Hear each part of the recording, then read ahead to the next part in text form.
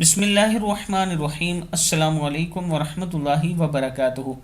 عابد راجہ channel کی طرف سے آج میں اپنے دوستوں کو بہت ہی پیاری دعا پڑھنا سکھاؤں گا۔ آپ دوستوں نے اس پر ضرور عمل کرنا ہے۔ مجھے تعجب ہے اس پر جو غم سے آزمایا گیا، یعنی جس پر غم آیا اور پھر بھی اس نے یہ دعا نہ پڑھی۔ دعا کیا ہے؟ بسم اللہ الرحمن الرحیم، لا الہ الا انت سبحانک انی کنت من الظالمین۔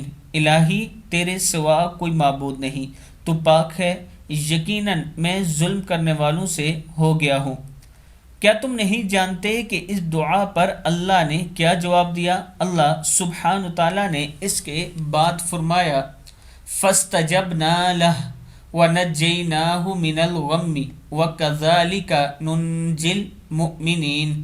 تو ہم نے اس کی دعا قبول کی اور اسے غم سے نجات دی، اور اس طرح ہم ایمان والوں کو نجات دیتے ہیں۔ سورہ انبیاء کی آیت ہے۔